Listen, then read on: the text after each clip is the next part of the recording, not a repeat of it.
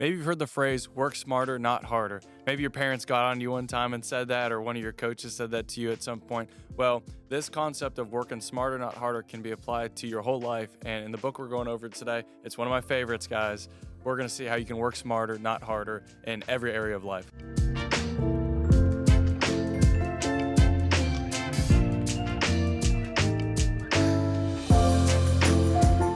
All right, y'all, this book is called The Compound Effect. It's written by a guy named Darren Hardy, and maybe you've heard of the books Atomic Habits or maybe The Power of Habit by Charles Duhigg. Those books are kind of saying the same thing that this book is saying, but the illustrations in this book, The Compound Effect, are super great, so let's get into it. The main idea in this book is that as humans, we tend to underestimate what we can accomplish over the long term, and we overestimate what we can accomplish in the short term. For example, I might think that I can get 10 projects done this week, 7 days, but that is an overestimation. I'm not actually able to get that many projects done. I could probably only get like 3 or 4. But over the long term, 6, 7 years, what I think I can accomplish, I tend to way underestimate versus what I actually can. That's kind of the main idea, and he uses different illustrations to teach this point. And we're gonna break the book down into 2 sections: choices and momentum. One of the illustrations that Darren Hardy gives in this book is the magic penny. And he says, if I could give you $3 million in cash today, it's right in your hand, or you get a penny that doubles every single day for the next 31 days, which would you choose? And it sounds like obviously you choose the $3 million in cash, but actually at the end of those 31 days, that penny that just compounds, that just doubles, is $10.7 million, which is way more than $3 million. And the actions that we have throughout our life, they compound, and you don't have to do these big actions every single day. It's little tiny decisions that are good decisions over a long period of time make a huge difference, kind of like that penny. This concept is also illustrated by the 3 friends. So Darren Hardy gives the names of 3 different guys: Larry, Scott, and Brad. And he says they're all middle-aged guys making $50,000 a year at the time of this writing. And he says the first guy, Larry, he continues doing what he's always done in what he does in his eating, what he does in his job, all that stuff. The second guy, Scott, he makes some small changes. He starts reading 10 pages of an information book a day, and he cuts only 120 calories out of his diet. That's like literally just 1 drink. And he walks a little less than a mile every single day. So the third guy, Brad, he adds 1 unhealthy drink to his diet every day. He starts a new TV show, and then he gets into his hobby, which is cooking, but he tends to eat a little more. But that's the hobby that he got into. And there's no perceivable difference between these 3 friends at the end of 5 months. Their weight is pretty much the same, but at the end of 31 months, there's a huge difference in the lifestyles of these 3 guys. Larry is about 31 pounds different than Brad, who Larry made the good decision, Brad made the bad decision. And then Scott is right in the middle, and he's just mad about life because he's not going anywhere. He's doing the same things he's always done. And if you fast forward 5 years and 10 years, these men are living completely different lifestyles, and they have totally different habits that are going to compound over time. These 3 friends teach us that small, imperceivable good actions over a long period of time lead to huge differences. When you make small good decisions, a lot of times we don't think about this, but there's what's called a ripple effect. Like whenever you throw a stone into the lake and then there's the ripples that carry out a long distance. Well, it's the same way in your life. If you say, you know what, I'm going to make a better decision with my getting up in the morning. Okay, well, that one little better decision is going to influence whether you make your bed or not. And then if you have a morning routine that you follow, those decisions right there will influence the rest of your decisions that you make throughout the day. And if you do just these little good decisions over the long period of time, that ripple effect it influences every area of your life. Like if you decide, you know what, I'm gonna go to the gym in the morning, and that one decision right there, the ripple effect of that decision is that you're gonna go to bed earlier the night before. Well, now you're not gonna spend as much time wasting away doing other stuff that's not very helpful to where you're trying to go in life. So that one good decision, the ripple effect is huge. The choices that we make, we tend to not pay that much attention to. And this is the first section we're going to cover in this video. And Darren Hardy says we tend to sleepwalk through our choices. James Clear says in his book, Atomic Habits, that we cast votes every day for the person who we want to become. Whether we pay attention that we're casting those votes or not, these little decisions we make every day, they affect us, and we may not even pay attention to them.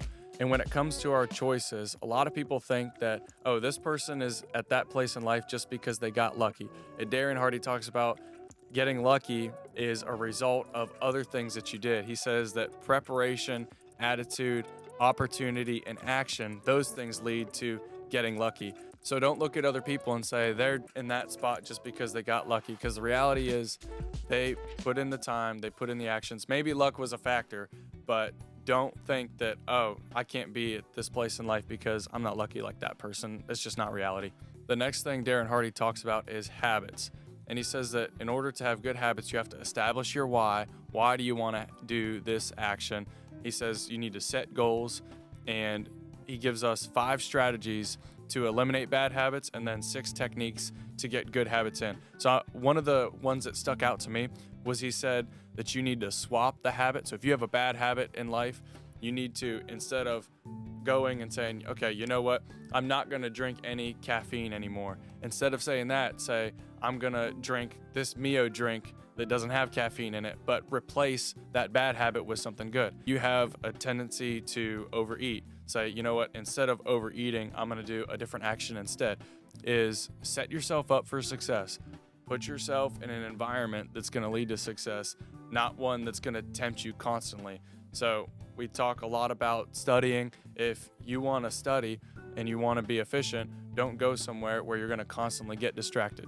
And as far as maintaining consistent good habits, it's really helpful to add accountability. That's something Darren Hardy talks about. He calls it finding a success buddy. And he has a weekly call that he talks to somebody on Friday and tells them how their week or how his week went, and talks to them about what they need to be working on. And he said adding that accountability made a huge difference. He says finding a success buddy is really helpful to get where you're trying to go, but also using healthy competition.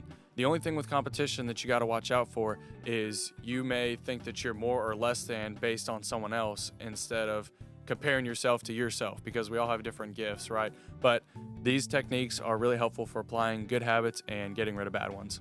The last thing to remember when it comes to your choices is you have to be patient. The kind of person you're trying to become is not just going to happen overnight. You're not just going to wake up one day and be like, a week down the road, man, I'm just completely different. Now, you could see great progress over a short period of time, but remember, we tend to overestimate what happens in the short term and underestimate what we can do in the long term. So put the habits in that you need to have accountability, and then be patient. And if you do that, you got the choices part of this book down. The second section is momentum. Now, if you've ever been on a merry-go-round, you know that if you push it, originally it kind of starts slow, but as you add weight and as it continues to go, it builds up its own momentum, and it's really hard to stop. Well, it's the same way when you start making good decisions in life. So we talked about the choices, and when it comes to momentum, a great thing that you can do is bookend your days. And Darren Hardy talks about having a morning routine and also an evening routine. And this is so powerful because you can't really control what's going to happen every single workday. Some jobs are different than others, but you can control what you do in the morning and what you do in the evening. So having some kind of a health routine, also making sure that you're being intentional with your learning in these other areas. And as you're building these good routines in your day, you got to remember that garbage in equals garbage out. Okay, we are heavily influenced as people by our environment. So make sure that the kinds of things you're listening to, the kinds of things that you're learning, those are helping you become what you want to become rather than hindering you. And Darren Hardy talks about a practical step is what's called drive time university. If you, on your commutes to work or to school, you listen to informational material, you can get the equivalent of several degrees over the course of time. It just depends on how long your drive is. But picture if you, every time you drove to work, say it's 15 minutes, you got 15 minutes to work and 15 minutes from work, you got 30 minutes of informational material every single day. It's going to make a huge difference over the long term. So use the drive time university method. The last part of the momentum section is acceleration. Now, this is a huge factor. Whenever you decide, here's the routines that I'm going to add, here's what I'm going to try to work on in this area of my life, decide what's going to happen when the moment of truth comes and you fall off the wagon. It's inevitable This is a lot of times what keeps us from building good routines over the long term. We don't have a plan for what happens when we fail. You've decided these are the habits I want to have, but if you can internally say, okay, when I fail, I'm going to restart on Monday, or I'm going to restart 2 weeks later, or I'm going to evaluate once a month where I'm at. You have to do that, because when a lot of times whenever we fail, we stop doing the routines, then we just give up. Okay, decide now. Whenever you do fall off the routine, don't give up. It's the moment of truth. Get back on, get back to doing what you were doing, and that's going to work on the long term. The momentum of your actions, it's like a merry-go-round, but it's also like a well. When you start pumping that water, it takes a lot of work at first, but then the water starts coming and it's a little easier.